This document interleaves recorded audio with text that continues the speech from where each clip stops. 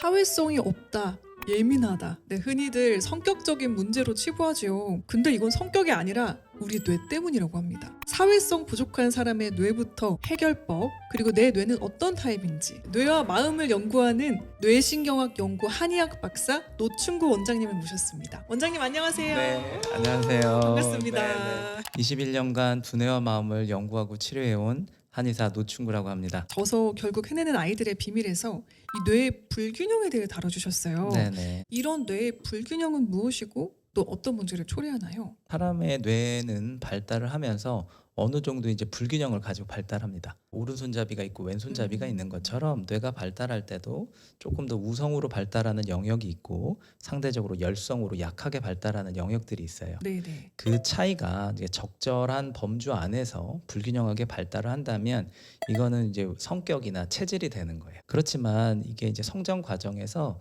이제 선천적 요인이든 외부적 요인에 의해서 이 약한 부분들이 계속 성장을 방해받게 되면 이 차이가 자꾸 벌어지게 돼요. 우리 아이는 긴장을 너무 많이 해, 무서움을 많이 타. 그게 불안장애나 강박증이나 이런 것들을 만들기도 하고요. 아이들이 어느 정도 좀 활발하고 산만한 건 아이들이니까 그럴 수 있는데 그쵸. 그게 이제 너무 심하게 되면 ADHD나 학습 장애나 이런 이제 병명들이 붙게 되는 거죠.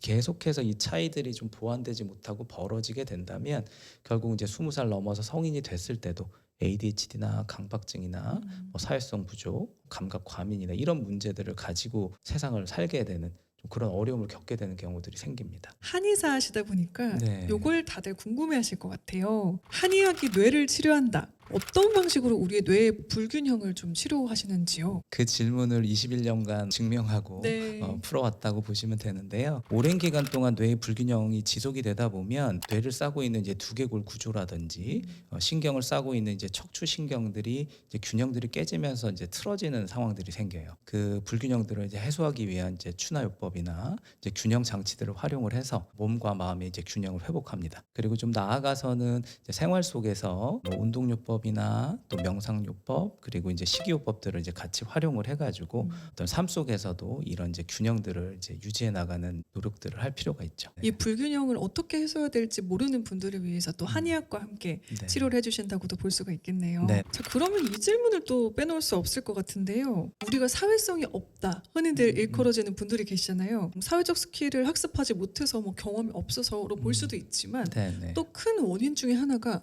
뇌구조 때문이라는 흥미로운 이야기를 또 책에서 읽었습니다. 일단 이제 사회성이 이제 부족한 분들의 경우는 뇌에서 정보를 입력하는 이제 뇌의 뒤쪽 영역들이 발달 과정에서 좀 약하게 발달하는 그리고 이제 변형계 쪽에서도 이제 감정 처리를 하는 부분들이 있는데 이런 부분들이 조금 발달 과정에서 좀 약하게 발달하다 보면 사회성 영역이 조금 부족할 수가 있어요. 어렸을 때부터 이제 발달 과정을 좀 보면 사람과 사물을 인식할 때 좀 비슷하게 인식하는 경향이 있습니다. 방 안에 딱 들어가서 사람이 있으면 사실 그 사람에 집중을 해야 되잖아요. 네. 먼저 소통을 하면서 다른 주변을 그 다음에 인식을 해야 되는데 그 사회성 영역이 좀 약하다 보면 사람도 있지만 그 사람 옆에 사물도 있고 또 옆에 사물도 있고 와 이게 다 신기하네 이제 이런 식으로 아무래도 사람을 중요하게 인지를 안 하다 보니까 어렸을 때부터 사람을 이제 보더라도 그 사람들의 얼굴 표정이나 감정들이 드러나는 이런 부분들을 잘 놓치게 돼 있어요. 이제 비언어적인 정보를 습득하는 부분들의 뇌발달이 지연이 되고 친구들 간의 관계를 잘 형성하지 못한다든지 그게 이제 20살 넘어서 이제 사회생활을 할 때는 사회성이 이제 부족한 모습들로 드러나요. 어떻게 이 친구들을 도와줘야 되나요? 부모 입장에서도 궁금하실 것 같아요. 이런 이제 뇌불균형들을 좀 최소화하고 균형 있는 발달을 돕기 위해서는 우리가 몇 가지 기억해야 될 것들이 있어요. 일단 이제 수면이라는 부분이 있어요. 아, 제일 중요하죠. 네, 맞습니다. 보통 이제 밤 10시에서 새벽 2시 사이에 성장 호르몬이 많이 나옵니다. 그리고 그 성장 호르몬은 아이들의 이제 뇌 발달이나 신체 발달, 키 성장 이런 모든 것들을 이제 만드는데 굉장히 중요한 호르몬인데 이게 이제 10시에서 2시 사이에 나오다 보니까 그 전에 반드시 이제 수면 상태에 들어가는 게 좋겠죠. 그리고 이제 자기 전에는 이제 아무래도 당이 들어가 있는 음식들은 이제 뇌를 조금 흥분시키고 각성시키는 게 있거든요. 그래서 이제 저녁 식사 이후에 과일이나 뭐 과자나 이런 당류 음식들은 조금 이제 피해 주시는 게 좋아요. 어른도 마찬가지인가요, 선생님? 근데 요즘 이제 커피나 이런 카페인 음료를 많이 이제 드시다 보니까 그렇죠. 잠이 안 와서 늦게 주무시게 되고 숙면은 잘 안 되시고 그리고 이제 아침에 일어나면 이제 피곤한 상태로 커피 없으면 생활이 안 돼. 이런 분들이 나오시죠. 그게 이제 장기적으로 가다 보면 스트레스에 취약해져요. 그러니까 스트레스가 오면 갑자기 이제 심장이 두근두근 뛰고 네. 불안해지고 이제 이런 문제들이 오면서 어느 순간에는 나 이거 정신과 가봐야 되는 거 아닌가? 이제 이런 상황까지 오게 되는 거죠. 다음 좀 저희가 중요하게 말씀드리는 건 자세입니다. 자세. 자세요. 네. 갑자기 고쳐앉게 됩니다.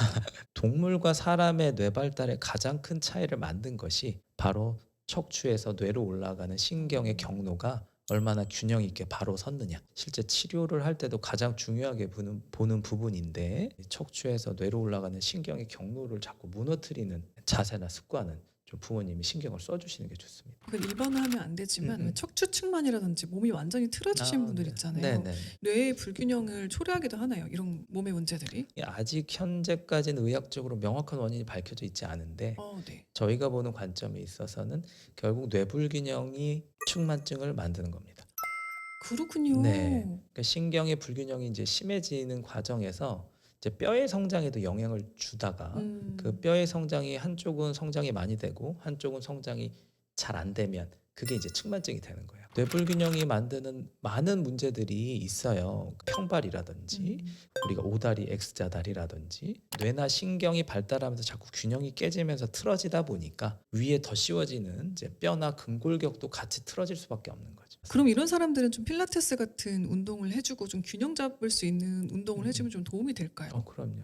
그거 하셔야 되고요. 굉장히 좀 오랜 여정이 필요해요. 이 뇌와 신경은 우리 몸의 가장 근원에 있어요. 가장 깊숙한 중심에 있거든요. 거기서부터 모든 게 시작이 된 거예요. 근데 이제 우리는 이제 이 밖에서부터 다시 들어가야 되잖아요. 네네. 그러니까 이제 먼저 뻣뻣한 거를 유연하게 만들어야 되고 그리고 안 되는 이제 운동 범위가 있으면 그거를 또 확보를 해야 되고 척추 사이사이도 바로 세워야 되고 그렇게 이제 계속 거슬러 올라가야 됩니다. 이 뇌에 불균형이 좀 있다 판단이 되었을 때 이게 회복이 가능한가요?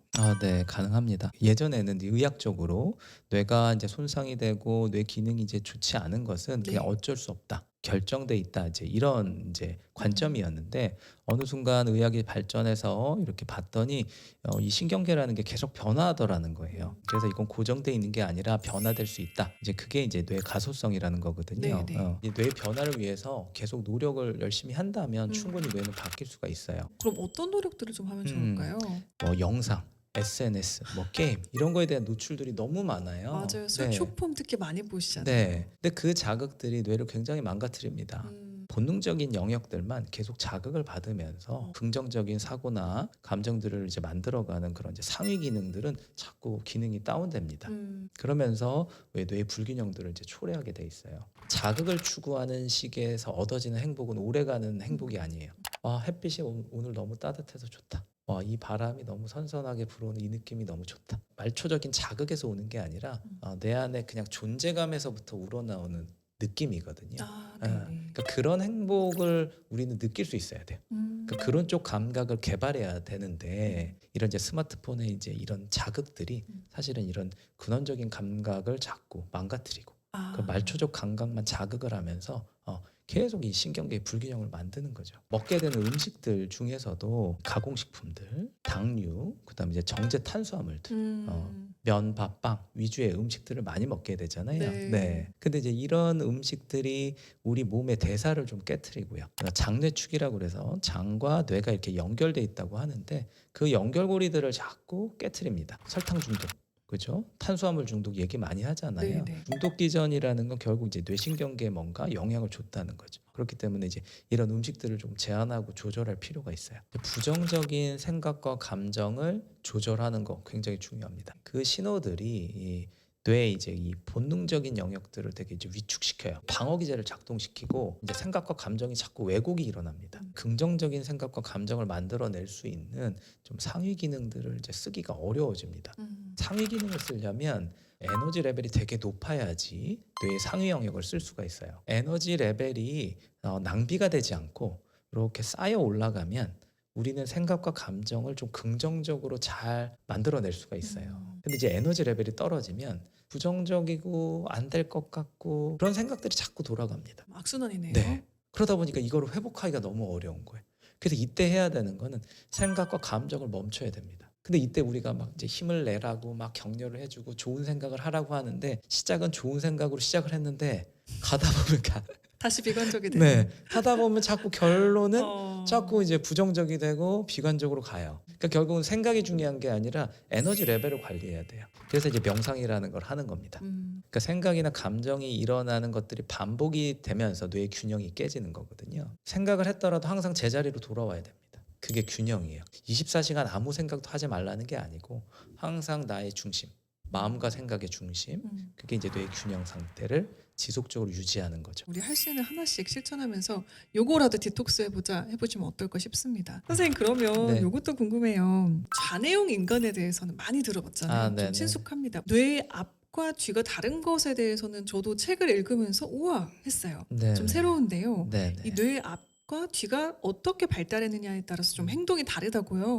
일단 이제 뇌의 앞쪽은 모터 센서리라고 하는 영역들이 있어요. 그쪽이 좀 더 위주로 발달된 사람들은 좀 실행력이나 행동력이 좋습니다. 반면에 신중하거나 사려 깊지는 못할 수가 있어요. 이제 뇌 뒤쪽에는 이렇게 이제 그 감각을 받아들이는 영역들이 몰려 있어요. 여러 가지 정보들이 더 많이 들어옵니다. 그러니까 이제 고려할 게 더 많죠. 이해심이 깊거나 또 사려 깊게 행동할 가능성이 높고요. 근데 그러다 보니까 생각할 게 많잖아요. 행동력이 떨어지나요? 반대로 이제 실천력이나 행동력이 좀 떨어질 가능성이 있죠. 그렇군요. 네, 이게 네. 같이 갈 수는 없는 건가요, 선생님? 네, 그러니까 일단은 그래서 우리가 이거를 참 이해하는 게 굉장히 중요합니다. 우리가 집중해야 되는 건 내가 원래 잘하는 부분이에요. 근데 이제 부족한 부분은 스스로 아무리 노력을 해도 어느 정도의 한계성이 있습니다. 똑같이 에너지를 쓰더라도 변화시킬 수 있는 부분에 집중을 하고 약한 부분은 우리가 조금 수용하고 보듬고 받아들여지는 쪽으로 이제 방향을 잡아야 되는 거죠. 선생님께서 브레인 코드 유형 검사를 개발하셨다는 얘기를 또 네네. 들었습니다. 크게 두뇌를 4가지 유형을 나눌 수 있다고요. 진료실에서는 아무래도 좀 한계가 있다 보니까 이런 것들을 이제 검사로 좀 개발을 했어요. 어느 쪽 뇌를 조금 더 우성으로 쓰는지에 따라서 목표형, 그다음에 이제 창의형, 그리고 이제 원칙형, 그리고 협력형 이렇게 이제 크게는 이제 4가지 유형으로 구분을 하고요. 그리고 이제 기능적인 부분에 따라서 16가지 유형으로 또 뇌를 좀 구분하고 있습니다. 이 4가지 유형에 대해서 조금 뭐 설명을 드리자면 목표형 두뇌의 이제 사람들은 새로운 거에 도전하는 걸 좀 좋아하고요. 목표를 정하고서 하나하나 이렇게 달성해 나갈 때 좀 즐거움을 느낍니다. 그러다 보니까 좀 결과지향적일 수가 있고요. 그리고 공감 능력이나 이런 부분이 상대적으로 좀 떨어질 수가 있습니다. 그래서 이제 이 유형과 좀 이야기를 할 때는 결론 위주로 간단 명료하게 성과나 결과를 좀 강조하면서 그렇게 설득을 하면 좀 도움이 될 겁니다. 창의형 두뇌를 가지고 있는 분들은 좀 이제 사람들의 또 인정을 받거나 공감을 받을 때 좀 즐거움을 느껴요. 이제 비난이나 이런 걸 들을 때 조금 민감한 이제 부분들이 좀 있고 혼자서 좀 차분하게 있는 것을 좀 힘들어할 수가 있습니다. 이분들과 좀 대화를 할 때는 뭔가를 지적하기보다는 칭찬과 격려를 통해서 좀 긍정적인 분위기에서 이야기를 해나가는 게 좋고요. 뭔가 이분들을 좀 설득해야 된다면 좀 큰 그림이나 가능성을 강조하면서 이야기를 하는 게 도움이 될 겁니다. 우와, 이거 화법적으로도 말씀해 주셔가지고 네. 관심 갖고 계신 히리들 많으실 것 같습니다. 네네. 이제 원칙형 두뇌가 있는데요. 자기가 좋아하는 분야에 대해서 좀 탐구하고 원리를 이렇게 이해 나가는 거에서 즐거움을 많이 느끼고요. 어떤 규칙이나 규율을 지켜가는 거를 좀 좋아합니다. 그러다 보니까 조금 이제 고지식할 수가 있고 융통성이나 응용력이 좀 떨어질 수가 있습니다. 그래서 이분들과 대화를 할 때는 이제 구체적인 사실을 가지고 조금 더 논리적으로 이야기를 하는 게 좋고요. 당위성이나 어떤 이제 이럴 수밖에 없다는 것들을 좀 이야기하면서 설득해 나갈 때 조금 더 도움이 되실 거예요. 그리고 이제 또 다른 유형으로는 협력형 두뇌가 있는데요. 다른 사람과 이제 공감을 좀 잘하고 좀 돕고 협력할 때 좀 즐거움을 느끼는 분들이에요. 좀 차분하게 좀 신뢰감을 유지해 가면서 이야기를 하시는 게 좋고요. 어떻게 조화롭게 갈 수 있는지에 좀 중점을 두고 이야기를 해나가시면 도움이 되실 겁니다.